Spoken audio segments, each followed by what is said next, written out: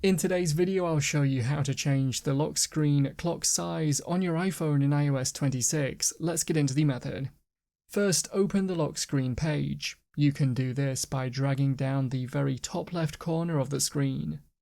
Now long press in the middle of the lock screen to open the customization page.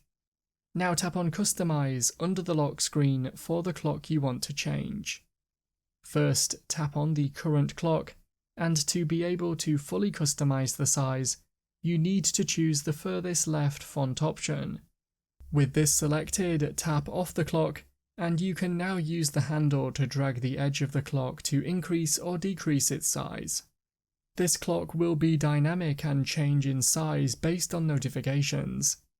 There is one other setting that can change the boldness of all the clock fonts, so tap on the clock again and use the slider under the font to change this. Make sure you tap on Add or Done in the top right corner to save the changes, and you can check out the new clock.